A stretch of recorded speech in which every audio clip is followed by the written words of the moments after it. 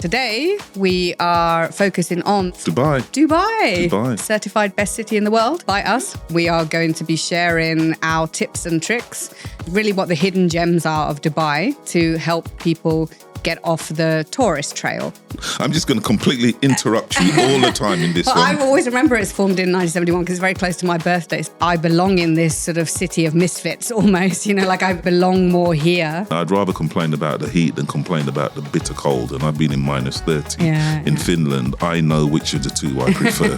And it's this real sort of mix of all of these different nationalities laughing and like living next to each other, celebrating their differences, also taking the piss out of their differences. We trekked across the sand and almost got sunburned to see flamingos, and all the time you've got them in Dubai just across the road. I come back so much that you were banned. Yes.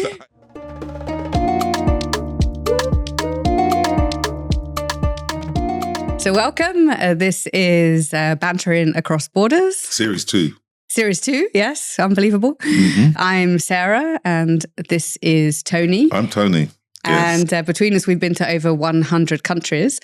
And in this podcast series, we reminisce about random road trips that we've taken.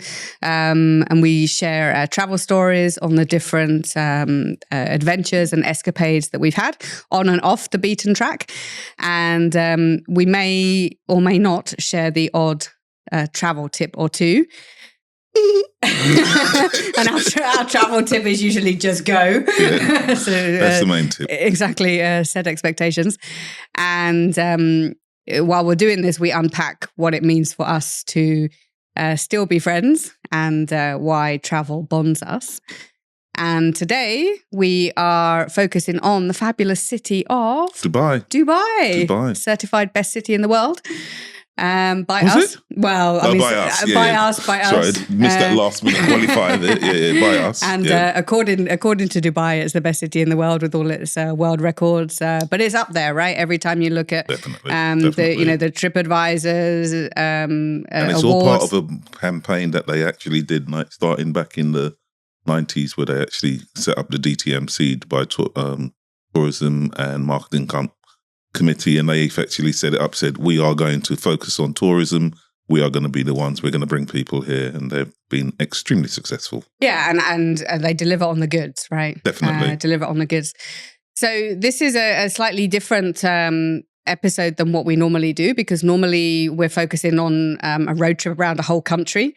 This time we're focusing on a city, and Dubai is actually a city. Most people assume that Dubai is the country, right? It's actually an emirate. An emirate, yes. Well, it's a city and an emirate. So it's the city of Dubai in the emirate of Dubai. Right, yeah. Look it up, Google. Exactly. So Dubai is in the United Arab Emirates. Formed in 1971. I'm just going to completely interrupt you all the time in this one. I always remember it's formed in 1971 because it's very close to my birthday. So I'm always 1 year younger than the UAE. So if I ever forget how old I am, which kind of happens a lot because I stopped counting at 50. At 50, you left it that late? Yeah, well, no, I had a blackout period in my 40s. I sort of kind of skipped that, and then 50 was memorable, I guess. And since then, I've stopped. So, but I always have to check myself about how old I am, and then I have to work out how old the UAE is. Anyway, that's incredibly complicated. So, but today, instead of us talking about a specific road trip, we are going to be sharing our tips and tricks of really what the hidden gems are of Dubai to help people get off the tourist trail. I think when most people come, they come to see the beaches and go to the malls, and nothing wrong with that. They have fantastic beaches and fantastic malls. But as Tony and I, as long-term residents of the Middle East, are going to share what we as residents would suggest for tourists to take the time and visit. Okay. You want to give a little bit before we talk about before we talk about our sort of like top 10, you want to give a little bit of, let's say, credibility about why, how long have you been in Dubai? How long have you been in the region? What makes you the expert? I'm the expat as opposed to the expert. Actually, no, I came to Dubai in 2011. I was on a contract, came for a couple of years, and basically have loved it and have been coming back ever since. I lived here for 2 years, and we met in the last year that I was here. And then I moved to Saudi, and then I moved to Oman, back to Europe, then back to Saudi, which is where which is where I currently am. But a month ago, I moved to Bahrain. Yeah. So I've actually done 4 of the 6 GCC states now, which is quite fun. But yeah, Dubai is a great place to be, and I come back so much. That you were banned. Yes, I actually got fined on my last trip as an overstayer, which I thought was incredible. But yeah, so I now have a calendar which tells me when I'm allowed to come back.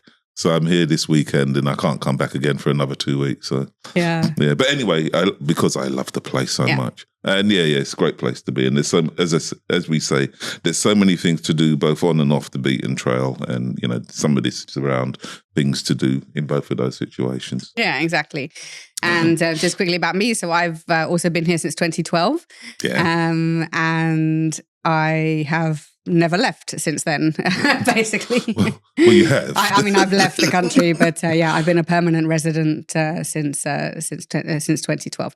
Yeah. So let's go ahead and talk about our hidden gems and what we advise tourists to see other than the malls and beaches. So you go first. What would your first recommendation be? Well, there's a few places. First of all, there's the Flamingos. The Flamingos. So I'd say the Ras Al Khor Flamingos. Okay.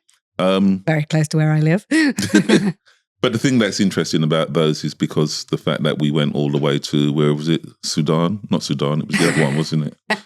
Djibouti. It was Djibouti, where we trekked across the sand and almost got sunburnt to see the flamingos. And all the time you've got them in Dubai, just across the road. Yeah, just around the corner.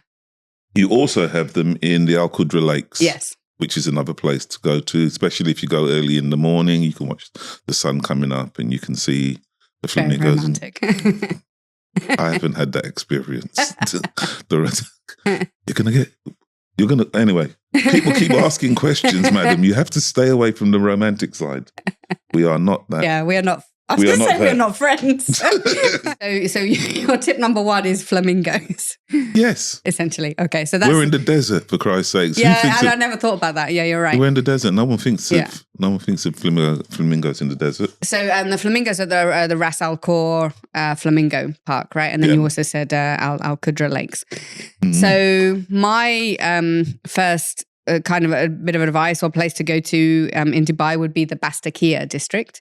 So this is shortly before the Old Town. So it's not this place called Shindaga, which is also the Old Town. It's very close by, and I would actually recommend that people go to both together.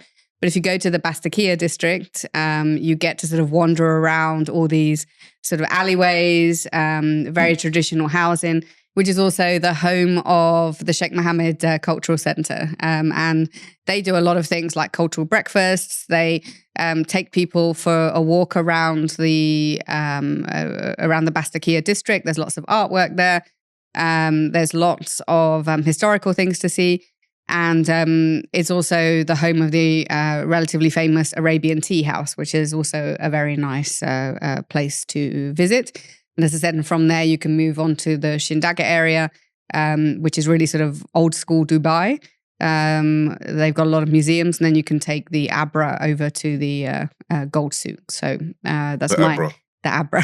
Is that how you say it? It is how you say it, but many people will think abracadabra. Oh, right. Yeah. You have to realize, international audience. Okay. So an Abra is how would you describe an Abra then? For our international audience. I'd say Sarah can describe an Abra. That's how I describe one. So an Abra is a very sort of, it's a very, very small boat. It's a kind of a bit like a rowing boat, but for like sort of 10 people. And you don't row on it. Well, I guess somebody must row, right? Yeah. It's man-propelled. Yeah, it's a man-propelled boat, yeah. Yes. Basically. Just it shuttles across the waters of the creek, yeah. Yeah. I would say Jebel Ali. Okay. if you went out to Jebel Ali, which there's a free zone over there, which is everybody's aware of, and there's a whole resort area over there. But the reason I would mention it is because there's a whole religious area there. Oh, I didn't know that. Yeah, and they've got churches, they've got temples, they've got mosques, they've got everything. So in 2019, Dubai had, or the UAE actually had the Year of Tolerance. Yeah. And the Pope came. Yes. First time the Pope had been to the region. And what they've done is they've actually welcomed all different religions. Not even they've welcomed, they've openly celebrated other religions into the region. And so in Jebel Ali, you have all of these different.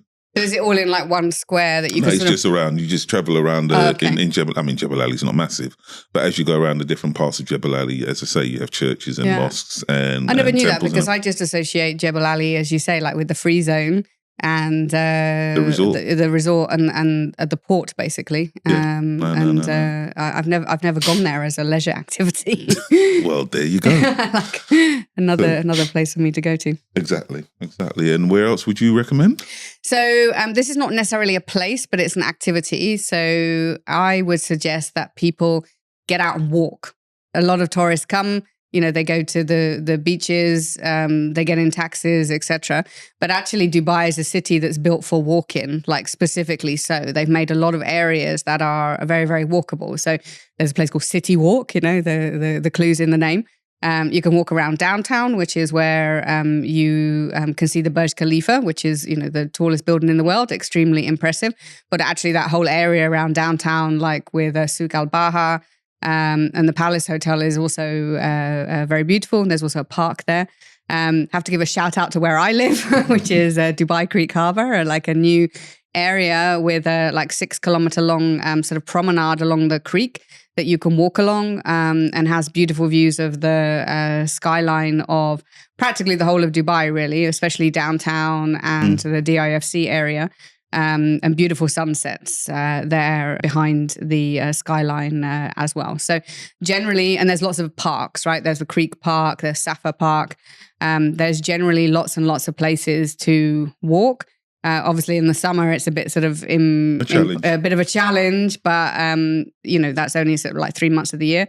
Yeah. Otherwise, get out and explore the city. I actually thought I thought about that. I called it promenading. Oh, promenading. Yeah. Well, I grew up in central London, darling, so we promenade in the park.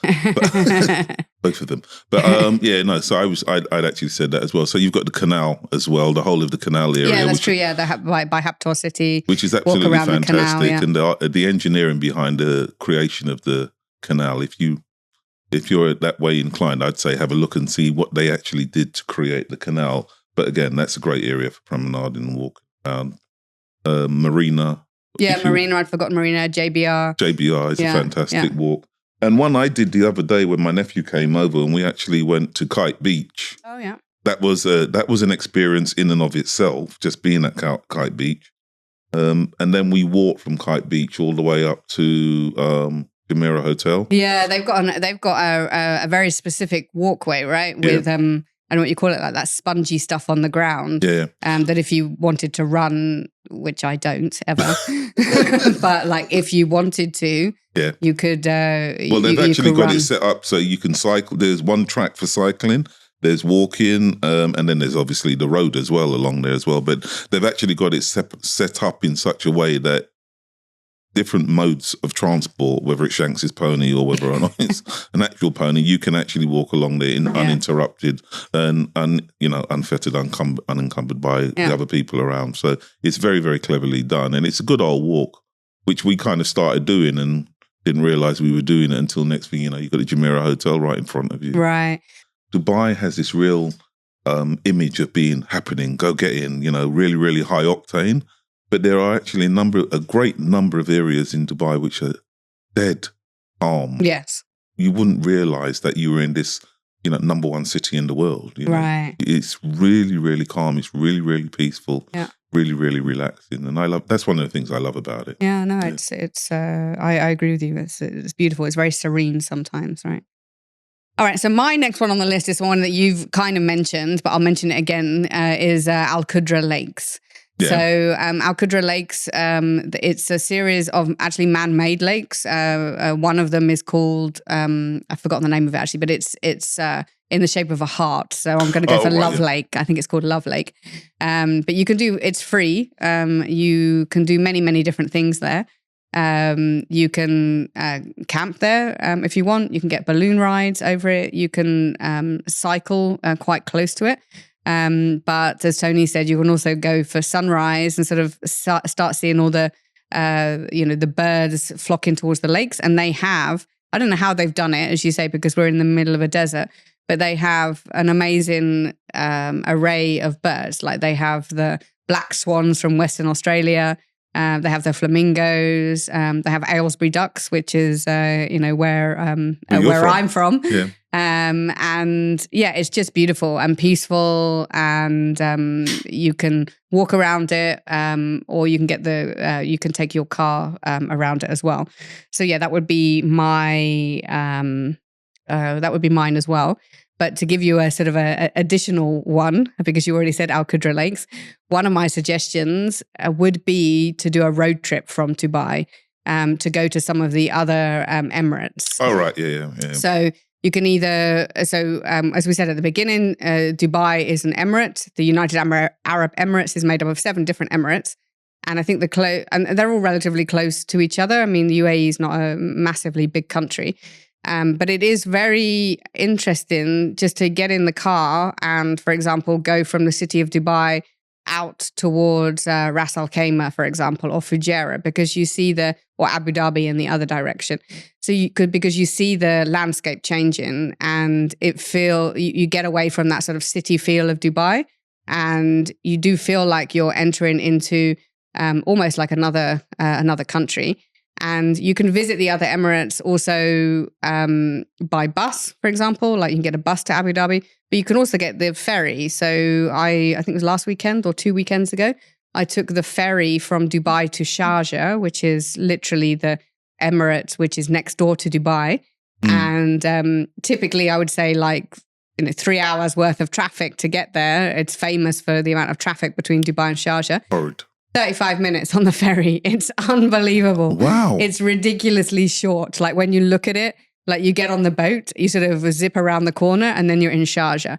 But where do you get the ferry from? From Al Hubeiba metro, so just opposite Al Hubeiba metro station, which is the metro stop for the Shindaga area. So where the Abras go from, basically. Okay. It's that. So it's 15 dirhams, and I think the ferry runs about 5 times a day, back and forth. And if you're here for a longer trip, I would suggest, whatever mode of transport really, but the ferries are fun, I would say. Yeah.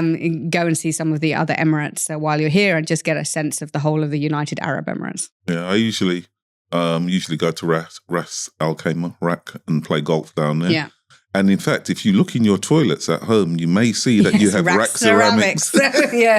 Which I didn't realize it was a Emirate in the Gulf. But yeah, so rack ceramic, they come from just down the road from here. My next recommendation to get off the tourist trail in Dubai is to go and visit a show of some kind. So I think Dubai is amazing for different shows. So whether it's like La Pearl, which is a fantastic show, and they actually, I can't even describe it. It's sort of like Cirque du Soleil, but on steroids. Yeah. It's a very specific theatre that has been built to accommodate this show. Yeah. And you can often get cheap tickets to go and see it, especially sort of like last minute. But there's so much entertainment. Like you've got the Dubai Opera, you've got the Coca-Cola Arena. There are always different shows going on. I mean, Tony and I are about to go and see Mary J. Blige, but I've seen everything here. I've gone to see flamenco dancing. I've seen the last night of the proms here. I mean, everything. Like it's any type of music or sort of cultural taste that you have. I think you can find something. But I want to give a shout out specifically to the comedy scene in Dubai, because there are many, many comedy shows like open mic nights, and a lot of them are for free, and there's a burgeoning comedy scene. And one of the reasons I recommend it is because I think when you're in them, you really get a sense of what Dubai is all about, because you'll have sort of Indian comedians next to Arabic comedians, next to European comedians. And it's this real sort of mix of all of these different nationalities laughing and like living next to each other, celebrating their differences, also taking the piss out of their differences. But I feel that if you go to one of those shows, you'll get a real sense of what Dubai is like. And there's one show a night, I would say. You can always find a comedy show like somewhere in Dubai. So there you go. And I think my final thing in terms of hidden gem is not so hidden, but it is, for me, a gem, is golf course restaurants. Oh, because I was going to guess your number one was going to be golf in general. I didn't know it was going to be specific about golf course restaurants. No, because the golf courses in Dubai, I mean, most of them are championship levels. But yeah, most of them are championship level. They're stunning. But that you pay the money. Okay. Pay the money for it, £100, 150. So yeah, there's lots of courses here. And in the region, there's fantastic courses. But the restaurants, now, not all of the restaurants are good. Some of them, I've had experiences where I've gone and played around the golf and then gone to the restaurant and it's just like the service has been bad, the food has tasted worse. Name them. No, rack. But no.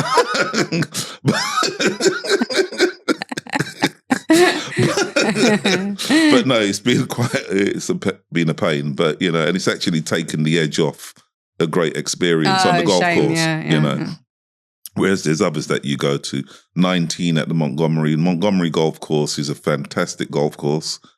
And I would say, even if you could just walk around the golf course, which they generally won't let you do, the houses are absolutely unbelievable. Every house looks like, well, they're all mansions. But these are houses that people live in, right? On the... Ish. So occasionally... Because people live on the... Yeah.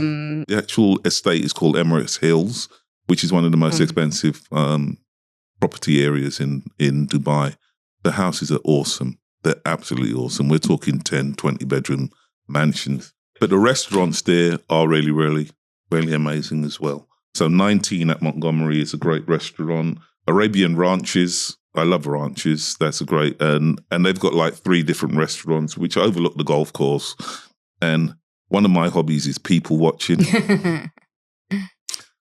Oh my gosh! I invited some friends over from Europe, and we played golf, and then we went and sat in the restaurant, and they basically had their heads on swivels the whole time that we were in there. So you've got everything, kiddies running around, having a great time.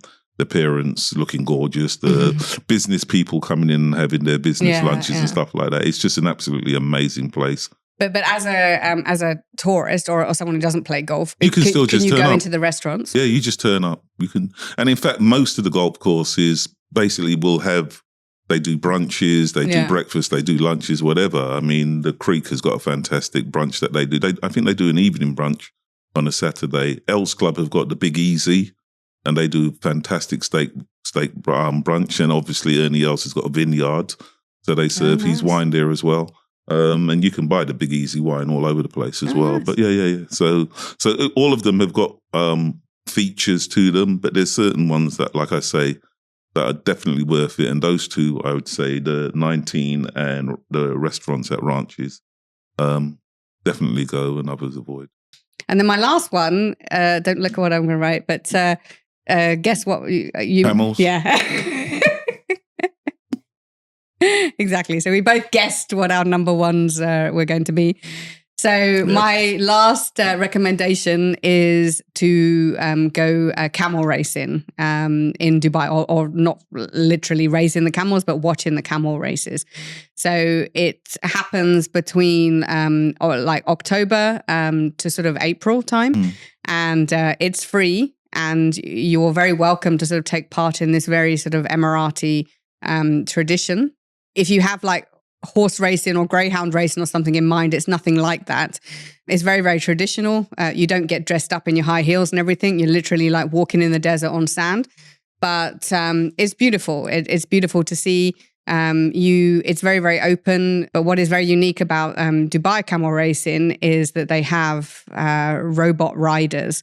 So if you've not seen this, then you can like YouTube it or Google it. But you have these robot riders, which are remote controlled. So you have the camels sit with a little robot rider on the back of their humps, and they're all in their different colors, exactly like it would be at a horse race.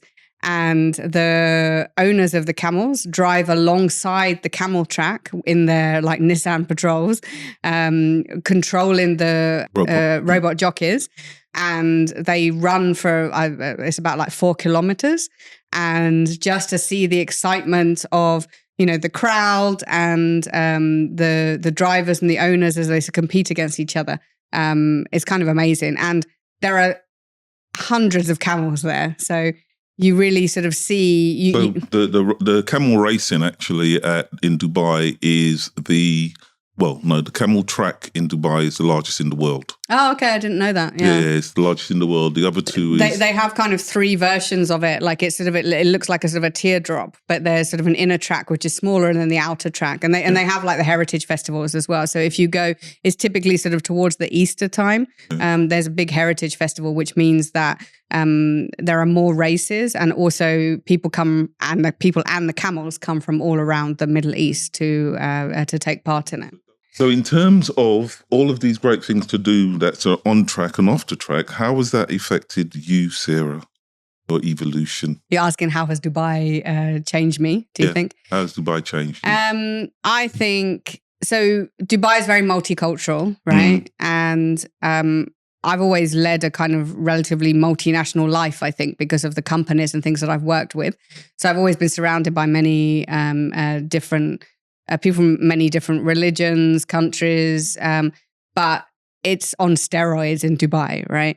And I love it. So I think that aspect of being able to be surrounded by so many different nationalities, all living in harmony together, has, I guess, shown me that it's possible. And I think has just made me more of a world citizen. At the same time, I feel like I belong in this sort of city of misfits almost, like I belong more here in this city of, I guess what is transient people, right? Because it's, it's 80% of the people are expats, but somehow I found myself at home belonging here. So I think that's, for me, is the biggest change. Yeah. You? Freedom. It's very interesting because for me, I find Dubai, I feel comfortable when I get off the plane in DXB. Comfortable is a good word, yeah. I feel as though I'm coming home, even whether or not I'm going into a hotel or staying at a friend's house. And I've been lucky that I've had some great friends in Dubai, particularly friends who I've been able to walk into their house. I mean, one of my previous boss, I always remember him saying, "Tony, you don't even have to tell us you're coming. The front door's open, your room's the one at the front. Yeah. So, just turn up and we'll see you when we see you." And it's that. And we just went through a whole load of things that you can do. There's so much more. Yeah. There was just every day you can do so much, but you can also do nothing at all. Yes, exactly. Yeah. You can just go, and one of the great things you can just be you. You can just be you. And you're allowed to be you. Now, having said that, as with every society, there are rules and regulations. Right. And as long as you learn them, I mean, I live in Germany, and, Germany is very, very rules-based. But at the same time, go there during Carnival, and it's mental. Yeah. Because they just drop the rules and everybody does what they want to do. So, it's all of that. But the benefit with Dubai is you also have the weather. And I know a lot of people complain about the heat. And I'd rather complain about the heat than complain about the bitter cold. And I've been in -30 in Finland. I know which of the two I prefer. So I think that it's the freedom to be and the freedom to do. More, in fact, actually, it's the freedom to be, but more importantly, the freedom to do that you get from being in Dubai. And I think how it's changed me is the realization that you can. Yes. Yeah, exactly. I think that's what I was trying to say, except you worded it better. Yeah. So tips for tourists, basically I would say that it's 3 things, particularly in Dubai. The first one would be sunscreen. You'd be surprised. I've only been sunburnt here twice in 12 years, 13 years, and it hurts. and you don't even know when it's happening. It just does. So be careful. So sunscreen, make sure of that. The second thing is a light protector. And what is that? A scarf for women, or a shawl, or for a guy, bring a sweater. Protection against the sun. No, protection against the cold. Air conditioning. Yeah, because the air conditioning here is vicious, and you notice the temperature change very, very quickly. So so a light protector. And then the third thing, I'd say, pack a lot of patience. Because you ain't at home. Yeah. And they do things differently here. Yeah. And, you can jump up and down and scream and shout if you want to. It's not a good idea to do that. So just be patient. Yeah. No, so those are 3 tips I'd have. A good tip. I would add to that is bring a very good pair of sunglasses. Not any of these like flimsy ones, because really the sun almost beams around corners. So don't come with your Captain Sensible, little John Lennon type sunglasses. You need like big black sunglasses. Otherwise, it can be uncomfortable. Also, along with the weather, just wear black. Like if you're like me, who like wilts and looks like I've stepped out of a shower every time I walk out of the door here. Just wear black because it's just the easiest thing. And then my last tip is a very practical thing, but I would suggest to people to download the Careem app. That's CAREEM.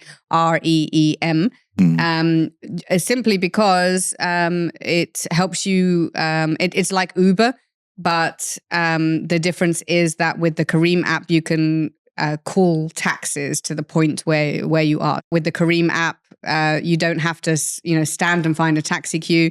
You don't have to holler a taxi on the street, which can sometimes be very difficult. You can transmit your location, and then the car comes to you. So that would be my big tip, because I see so many tourists on the streets, particularly when I was living in downtown, trying to hail a cab and wondering how the hell they were going to get anywhere.